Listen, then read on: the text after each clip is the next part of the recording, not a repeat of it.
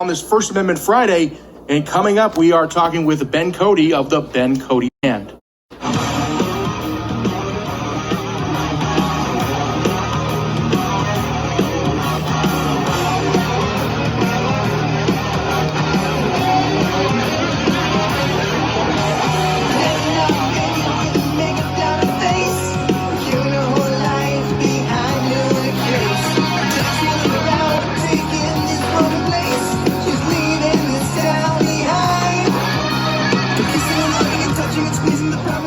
The talk of the Commonwealth is that the Ben Cody Band is playing at Off the Rails tomorrow night, Saturday night, May 11th, at 7 o'clock. Those doors open. Ben Cody here with us this morning. Ben, thanks so much for joining us.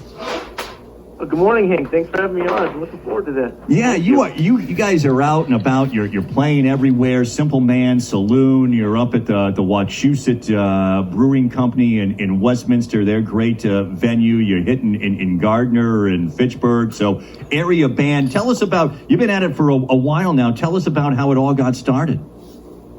Yeah, so I guess the Ben Cody Band formed probably about late 2014, so I mean almost 10 years ago now, really. After my high school band broke up, we kind of just formed as the Ben Cody Band. That was right around the same time I was starting college at Berklee College of Music. So we've been kind of regionally touring around pretty much ever since then, and then we're still kind of getting back into the swing of things post-pandemic. So right now we're still playing kind of more locally, but we're just trying to keep the flame of rock and roll alive. There you go. Exactly. And that has gotten a great response from people because you have and are building this great following. Tell me about that, because that's got to be tough, right, Ben? I mean, and it's got to be constant playing, constantly gigging at all of these great venues. What's the scene like right now? I just, mentioned a few of the places that you're going to be, particularly Off the Rails tomorrow night. What a great room that is to play with their incredible sound system. But, what's the scene like today in 2024? I mean, it's obviously changed a lot. I think the pandemic kind of amplified a lot of the change, but even before 2020. I mean, I think like 2018, 2019, it was definitely a bit of a societal or generational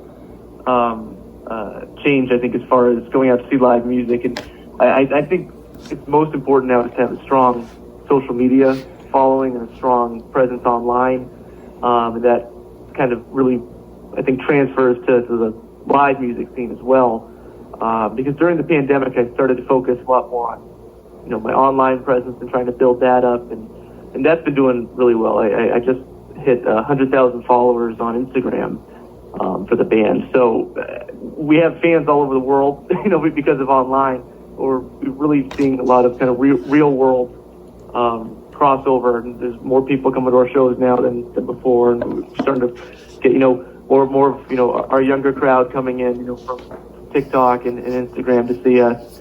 And it's just trying to stay relevant online and stay present online, but also still have the street cred, so to speak, of still playing live shows and putting on real concerts. I was just thinking about that. So that's the thing. Listen, you don't only have to get out there and play, but Ben, you've got to be the manager. You got to get the gigs. You got to rehearse the bands. You got to be a social media whiz. I mean, it's a whole enterprise that goes into this and getting the word out and building this.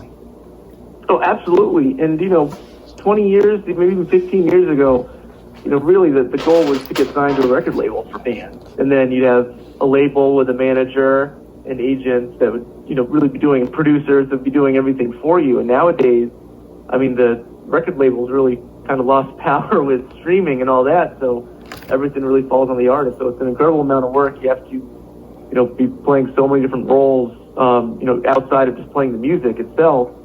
And people don't really see that. They only see, the glamour of being on stage and the glamour of releasing an album and things like that. They don't see the tens of thousands of hours that are going on behind the scenes. to be able to accomplish all that. But I love doing it, and there isn't anything else I'd rather be doing. Yeah, it's the Ben Cody Band. You talked about keeping the flame of rock and roll alive here in 2024. Bringing in some of the younger audience as well, who might be more use on the radio to listening to some different things. Now, I don't know, you think about all the classic rock and cover bands that are out there. How hard is it to sort of do your own thing and, be in a genre that, some people are saying, best, you talked about, the audience that you have to bring in. I don't, you guys aren't, I don't know, something that you might hear on American Idol or something. Right. I think that there's a challenge in that, with trying to win audiences over, trying to really reach, an audience that might not, even be interested at first. But I think the opportunity in that challenge is the fact that, since I feel like there's not that many bands doing what we're doing, it kind of gives us more ability to stand out, I guess, for better or for worse. But, we can take advantage of that. And, if you love us, great. If not, well, we'll still try to win you over eventually. Absolutely. Hey, to that end, tell me about what people can expect tomorrow night when they come on out to be able to see you at Off the Rails.